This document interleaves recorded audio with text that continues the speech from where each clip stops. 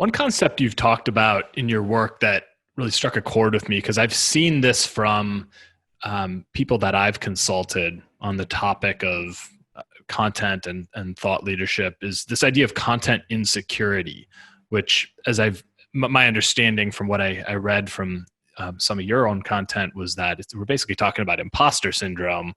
What makes me qualified to write this when a company that's 10 times my size is publishing similar insights? Can you touch on this concept of content insecurity and why so many individuals and also just organizations in general struggle with it? Yeah, so it's something that I see very often, both with individuals and organizations. And let's break it down. So imposter syndrome is diff is when you feel like you're in the room and you're like, what do I do? Do I deserve to belong here, right? Why is anyone listening to me? And it's sort of like personal brand, that it focuses on you as the individual or the person conveying the message. Why would anyone listen to me? Content insecurity focuses on the message itself. Is it good enough? And I see a lot of individuals and organizations with a lot of great ideas to share, but what they do is they hang on to them. And they're like, okay, yeah, it's a good idea, but it's not ready for prime time. I won't share that with my clients, or I won't speak at the industry event, because they set this incredibly high bar. And what I would say with content insecurity is it creates a form of paralysis. Not that it's stage fright, but you're worried about the idea. Is it ready to share? So what I actually emphasize is it's better to put ideas out there and invite feedback and criticism. And you say, hey, here's what we're seeing, here's what we're thinking. Do you agree? Do you disagree? One of the things that thought leadership is really good at is creating opportunities for deep conversations and even market intelligence. And so if you put it out there, and it's okay to put a caveat and say, here's what I've been thinking about. Show me where I'm wrong, or do you agree or disagree? Let's talk. What am I missing, right? You create an opportunity that you can engage people at a much deeper level, and it can resonate much more powerfully. And so the cure to content insecurity is just do it.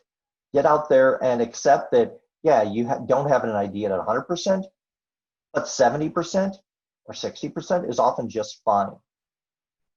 I love that. I mean, this idea that you're welcoming people into the conversation is so important, because I think when you think of thought leadership and being an authoritative voice, I think probably a lot of people's heads go to, okay, this needs to be perfect. There can't be any mistakes in here. There can't be any questions that this is right.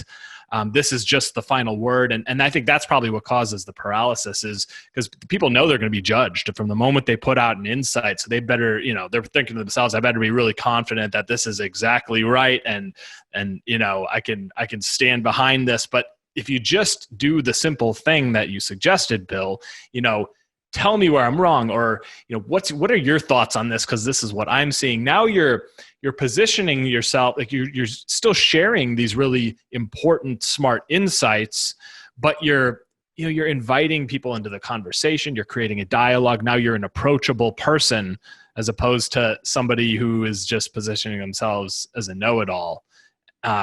Such a better way to do it. Well, and one of the things that I think about, and I use a metaphor a lot about ideas, is almost metal, and that you wind up forging it, right? And that you've got to hammer it and beat it into the shape that you want. And so a idea doesn't become that 100% polished just by you sitting there thinking great thoughts, or your subject matter experts. They'll take it some distance, but the way the idea really gets forged, and then if you want to put an edge on it as well and be really, really sharp, is it needs that interaction with other people, so that other people from different perspectives look at it and say, here's something that I see. Have you considered?